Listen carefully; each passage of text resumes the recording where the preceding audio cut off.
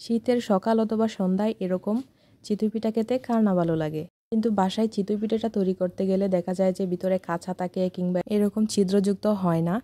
আজকের আমার এই রেসিপিটি আপনারা ফলো করে যদি চিতই পিঠা বানান তাহলে এরকমই জালিদার অসংখ্য ছিদ্রযুক্ত পিঠা আপনারা ঘরেই তৈরি করে নিতে পারবেন খুবই সহজে।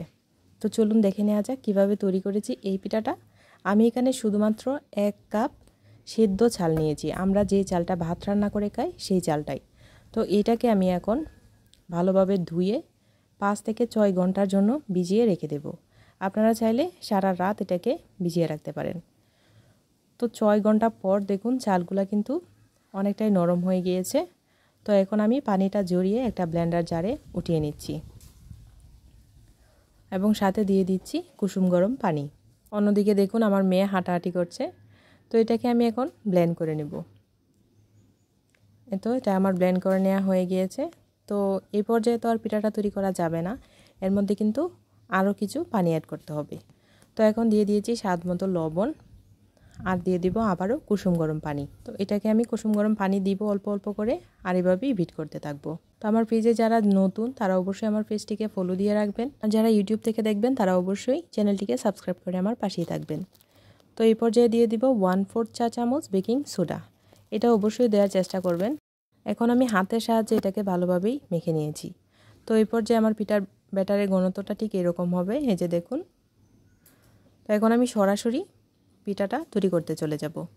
একটা লোহার কড়াই নিয়েছি, এর মধ্যে অল্প একটু ব্যাটার দিয়ে ঢাকনা দিয়ে ঢেকে এটাকে 2 মিনিটের মতো ঢেকে রেখেছিলাম। এখন দেখুন প্রথম পিঠাটাই কিন্তু আমার কতটা পারফেক্ট হয়েছে। এই যে দেখুন কতটা জালিদার হয়েছে, মানে ছিদ্রযুক্ত। তো আবারও আমি সেকেন্ড পিঠাটা দিয়ে দিলাম। তো সেকেন্ড পিঠাটাও আমার হয়ে গিয়েছে। তো এইভাবেই কিন্তু আমি সবগুলো পিঠাই তৈরি করে নিব। এই পিঠাটা কিন্তু আমার 100% নো ফেল রেসিপি। আপনারা একবার হলে ওই পিঠাটা বাসায় তৈরি করে দেখতে পারেন, ইনশাল্লাহ আপনারা নিরাশ হবেন না। তো কথা বলতে বলতে কিন্তু আমার পিঠাগুলো তৈরি করে নেওয়া হয়ে গেছে, আর আপনারা দেখতেই পাচ্ছেন পিঠাগুলো কতটা জালিদার হয়েছে। তো সবগুলো পিঠা আমি বানিয়ে নিয়েছি। কতটা সুন্দর লাগছে না দেখতে, খেতেও কিন্তু দারুণ মজার। তো একটা পিঠা আমি আপনাদেরকে ভেঙে দেখাচ্ছি। দেখুন ভেতরটা কতগুলো ছিদ্রযুক্ত হয়েছে, একটা সুই পড়ার জায়গাও কিন্তু নেই। এই পিঠাটা দিয়ে আপনারা দুধ চিতই পিঠা তৈরি করতে পারেন, দেখবেন একদম ফুলে ডাবল হয়ে যাবে। তো আশা করছি আমার রেসিপিটি আপনাদের কাছে ভালো লেগেছে, আর ভালো লেগে থাকলে অবশ্যই একবার হলেও বাসায় ট্রাই করবেন। আর আপনাদের পিঠাটা কীরকম হয়েছে ওইটা আমার কমেন্টস বক্সে এসে জানাবেন। তো সবাই ভালো থাকেন, আমাদের জন্য দোয়া করবেন।